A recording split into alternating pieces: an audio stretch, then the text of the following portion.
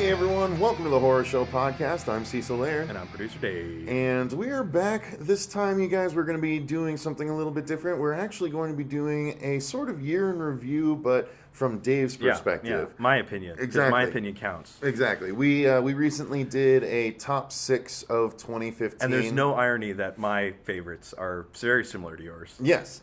Well, it makes sense. There were some good movies last year, so... But there's some other stuff we can probably talk about as well, which we'll get to. Maybe at the end we'll talk about our recent passion of podcasts, because I did like that suggestion, but just didn't quite fit.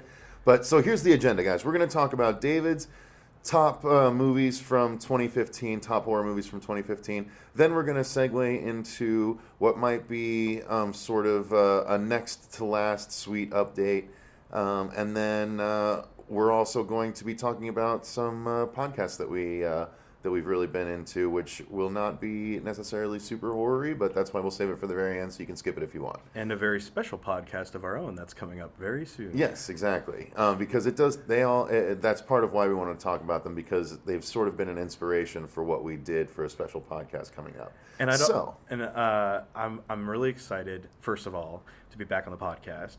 And I'm also excited to talk both topics tonight. Excellent. Because first and foremost, my favorite horror movie of last year. Now, granted, you didn't watch as many as us. Right. But you did watch a number of them. If I had to pick out 3 of the ones that I watched that were just both highly recommended by Cecil and the rest of the cast of the horror show, but by my own intrigue into these films. And I've always been more of a horror fan of... the comedic variety. I like to laugh when horrible things are happening rather so you're going to go actually bottom scared. up, number 3, then 2, then 1? I think I'm going to try to do 3, 2, 1. Okay, so number 3, I'm going to have to say, which was my first review on the Horror Show channel, Cooties. Cooties. I loved Cooties because... produced by Elijah Wood's company, yeah, and starring Elijah Wood. Not sure of the director. If you haven't seen Cooties, it's starring Elijah Wood and... Rainn Wilson and Kenneth from The Office. Jack McBrayer. Jack McBrayer, yeah. And a great supporting cast. And it is zombies. Zombie children. That can only be children. Yep. And to me, that's such a fun premise and something that I love about especially the zombie genre, that you can take a zombie and put it into your own scenario and make it your own, and it's fun and enjoyable to watch. So I definitely got my admission price out of Cooties.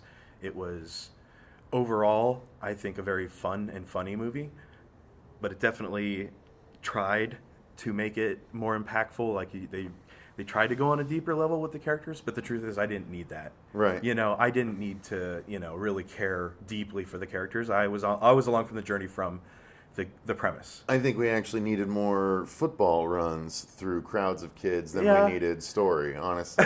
Yeah. Because that's what was making the movie good to me. Now, I purposely stepped out of this review. Yeah. It's actually one of the first times, we traded off early on, and I haven't done every review, but I do most of them nowadays. And this one is one I just chose to step out of because I wasn't as impressed with the movie as you and Fuego were.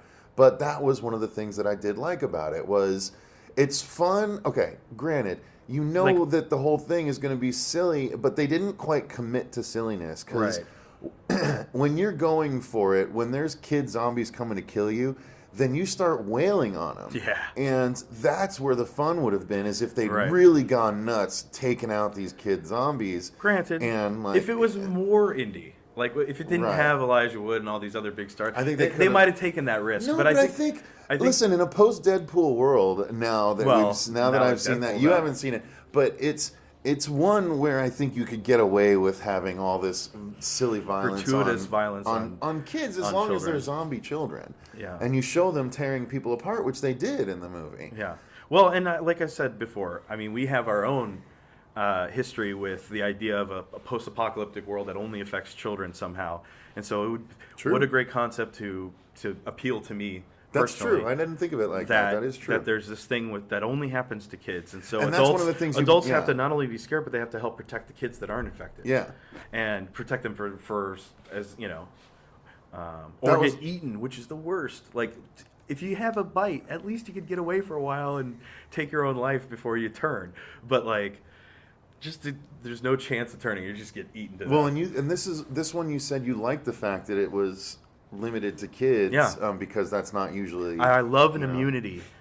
There's always has to be an immunity device in any zombie flick for me.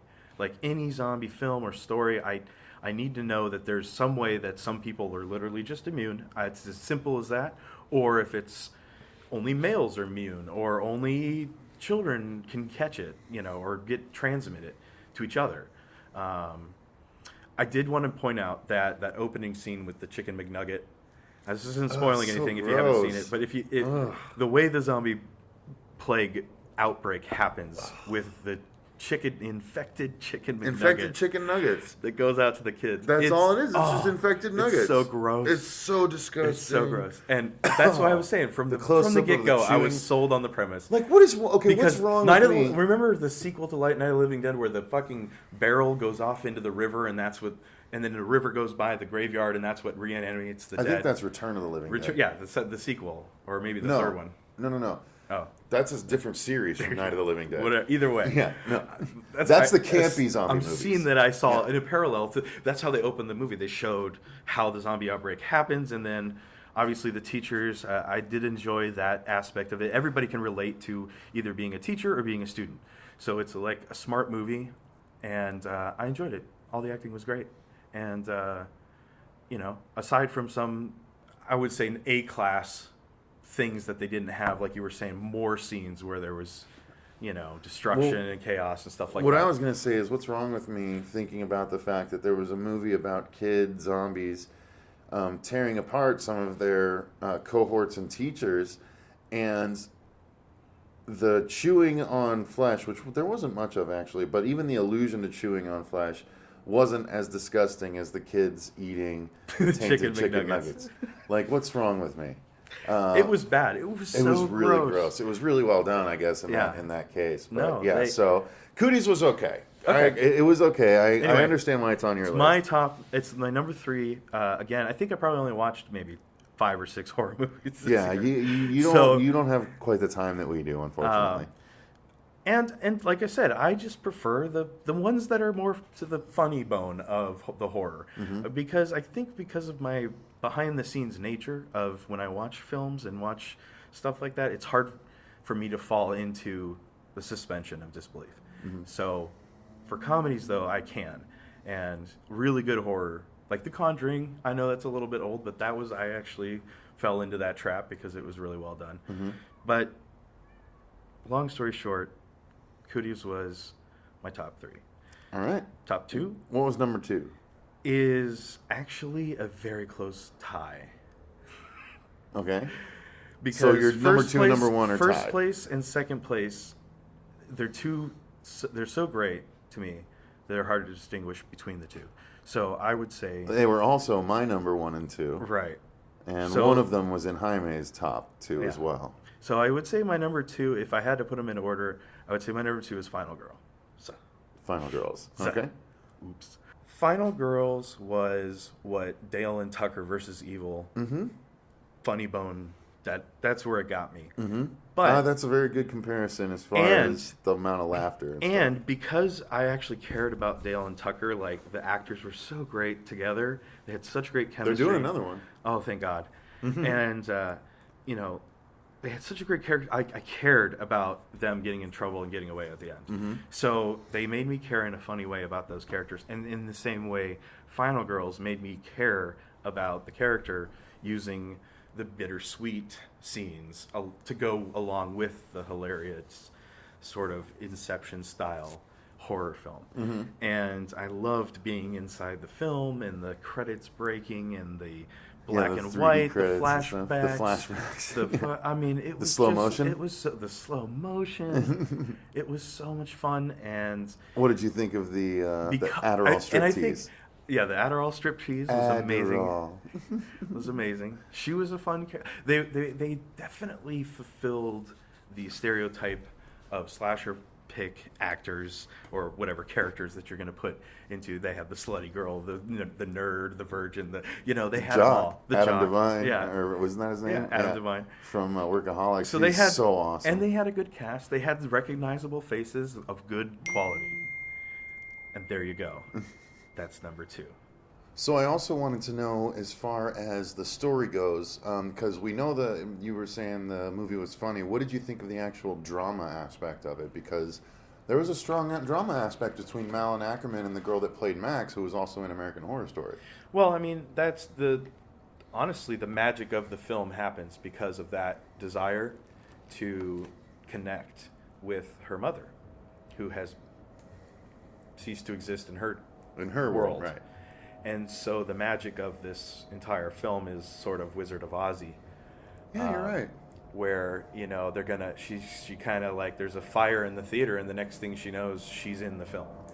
Like there's, God, you know what? That's so interesting that I never put that together. Well, it's like a natural disaster. Yeah. And Dorothy gets swept up in it. Yeah, and she's got a cavalcade of characters, one without a heart, no courage, and one, that's very interesting. Often referred to in a way of any sort of fantasy film is Wizard of Oz style. Like, if you can somehow take real characters and put them through Narnia, put them into the Looking Glass, put them, take normal people and then put them into a new world. No, that makes sense. That's a really great way to do a horror film.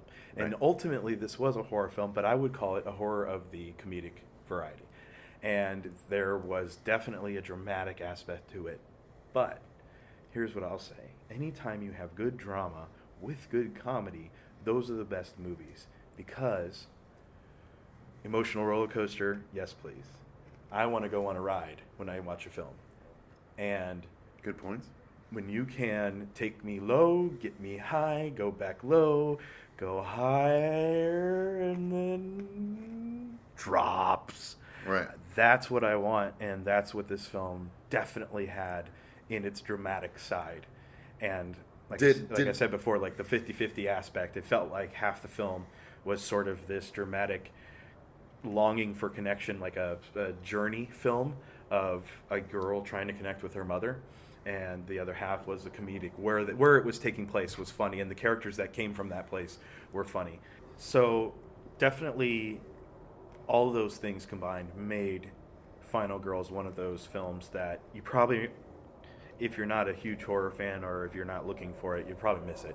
Right. So if you're, a typical moviegoer and you just go to see, franchise / studio films, and you're not up on the indie scene, definitely might have missed this Final Girls. Oh, yeah.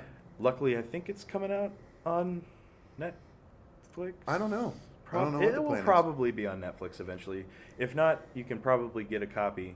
You can get it on Blu-ray right now. Blu-ray. Yeah, that's how I got mine. So check it out along with Cooties as the number 3 and number 2 of Producer Dave's Ultimate Kill Fest horror movie review of 2015. Oh boy, the title gets longer every time. Now, what was your number 1 then? What topped them all? Now, the reason this was the number 1 is because of the comedic gore. Okay. And I don't mean that the gore was funny. I mean they took it to the Monty Python level. Well, it was played for laughs, yeah. Literally fountains of blood. Mm-hmm. And quite frankly, from the first bar of music, I was transported in time to when I was about 13 or 12 or maybe even 10 years old, when it was turning 80s to 90s, and 90s was crazy and the 80s were weird, and you had this weird blend of synth, costume, and fantastic, like I said, transportation of me. It's always about the suspension. The suspension of disbelief. There it is. Is always the key for any film to me. And you're allowed any film. I will always like a film, even if I fall out at some point of some point. Some point of the film. But Turbo Kid was my number 1 film, and not only did it win because of the fantastic gore, played for fun, but also blanking on her name right Apple. now. Apple, thank you. Mm-hmm. And Played I don't know by how Lawrence I could. LaBouffe. What a great, ironic thing to name her, as the friendly robot is named Apple for some Right. reason. And spoiler, yeah, totally. Everything about her character and her interaction with the main character made this movie great for me. The other lead character, along with the bad guy, were both superb. I enjoyed seeing a Michael Ironside that I barely recognized in a way, and he felt different than he normally does. Like he was trying. He felt like he was trying to do a British accent for a little bit. Like maybe a couple words here and there felt a little, but maybe that was because he was in Australia making this film, and a lot around other New Zealand and Australian Maybe it actors. started to rub off. And maybe it rubbed off a little bit on him. Right. The wastelands, the production design was all so fantastic, where it was almost like it wasn't exactly stuff from the 80s. It was its own version of the year 1997. Right. And everyone's on bikes. it was just genius. Everybody was on bikes. It was, like I said, it took me right back to then. So if you're watching it from a perspective of, I want to see a more modern post-apocalyptic horror movie. No, this is a post-apocalyptic horror movie as if it took place in 97, where the apocalypse was actually in the late 80s. Right. So the only thing that survived the apocalypse was 80s stuff. And I thought that was like one of the things I always missed out in other post-apocalyptic movies, where the last generation of stuff would be the last generation of stuff. Mm-hmm. And so the stuff that people would find in people's houses post-apocalypse would greatly influence those people. That being said, I definitely enjoyed the sort of journey of the main characters, mm-hmm. and the main character in being the Turbo Kid was not only well acted, but like, because there's no like book that it's based on that I've read or anything like that, he played a really good circling helicopter. Yeah. So these were all things that I super loved about Turbo Kid. Now, I will say this. There was probably less moments in Turbo Kid than a lot of films that I've seen indie-wise that I thought, oh wow, there's the shortcut that they took because they didn't have a big budget. Mm-hmm. This felt like throughout the whole thing, it felt like a fully funded indie film that was able to go the places it wanted to go. And even if it didn't have big, gigantic matte paintings of a destroyed city, and if it did, like I said, it didn't matter because they didn't have that in 1997 mm-hmm. when the film is supposed to sort of take place. And so it's not done with the modern twists and all that stuff. It's all practical effects. It's all, practical stunts. It's all just amazing. And CG enhanced, because they definitely had a couple kills that were CG enhanced. The specifically the death of Turbo Kid's father, where he fell into pieces, literally 4 big chunks. That was really cool, though, man. I loved it, and that was like cube stuff. I would say this, out of the only thing I would say that they dragged out when they didn't need to was his backstory, Turbo Kid's backstory. That it was a device that they used to pass time in the present, right, when they needed to. So I saw the reasoning for sure. Yeah. But yeah, Apple was the standout performance for me. She was so Lawrence LaBouffe was amazing. She stole every scene. Her first receiving her gnome stick was so amazing. No, and they spoiler, they kill her twice. Right. And when she comes back the first time, they do it just to tease you, and it's oh god, it hurts so much more when it's forever. Yeah. But it's not necessarily forever. The way the film ends, she's a model of robot. Right. I don't see why he couldn't maybe, when he's biking away, have her head, like she got a new body. That's what I was thinking too. I love this dress. Yeah. She was a little Olafy. I think that's one of the things that I loved. That's a very good comparison. I loved about anytime you have a comedic sidekick, the over positive, the people who can't ever get their parade rained on, so that when something terrible happens and they crack, right, it's all the more powerful. And that's what's made Olaf great. That's what made Applegrade in this film, and Olaf from Frozen. I should just let that movie be. It's so good. I should let it be. What? Let it be. I should let the movie be. You mean let it go? No, I mean let it be. I should just let it be. Jesus. This is what I've dealt with for my whole life, guys. But, okay, so Turbo Kid is your number one. Yep. And like I said, it's definitely worth a watch on Netflix. It's out on Netflix right now. And as soon as this podcast ends, you should go and listen to it. Absolutely. So let's segue into our next topic real quick. That is the update on Sweet, which basically where we're at right now is we have finished the color correction. Well, what was our last update? It was, we were almost to color correction. All right, so we finished color correction. We have literally 3 shots, I think. Mm-hmm. 3 shots left to, I got to go back in and do some more visual messed effects. with. And then we are picture wrapped. We are picture Or wrapped film and well, locked. yeah, whatever no, you wanna call it. we're on the final cut. The final cut. So it's going to be ready to debut very soon, and we might be able to debut it at the Phoenix Comic-Con here coming up in a private showing. That will be really fun if we could get some of our listeners out there who go to Phoenix Comic-Con to come down and see a screening of Sweet, along with attend some of our panels. Absolutely. The horror show will be. We're going to be doing hosting. Ash versus Evil Dead. Spotlight on Ash versus Evil Dead. Just a spotlight on Ash versus Evil Dead. An entire hour, panel spotlighting Ash versus Evil Dead. So that's going to be a lot of fun. And then I will literally chop my hand off with a chainsaw if you come. Dave will do it. He'll do it. I'll do it, but you have to come. But yeah, outside of that, we're not sure 100% still if we're going to go the festival route or just put it up. So stay tuned here, and we'll keep you in the loop on it. And then finally, Dave, I think we should go ahead and hit what you were talking about, where David and I have been on a massive kick. I've been on this kick for a long time. Instead of listening to music in my downtime, I tend to listen to, it used to be talk radio. It used to be mostly Howard Stern. I don't listen to Howard anymore, but I do listen to podcasts now. I listen to the Morning Sickness podcast, which is an encapsulation of the morning show here locally in Arizona that's hilarious. And then I listen to I listen to all of Kevin Smith's podcasts, of which there are many. And then I watch his Fat Man on Batman video show. I watch Angry Joe review stuff and put up his videos.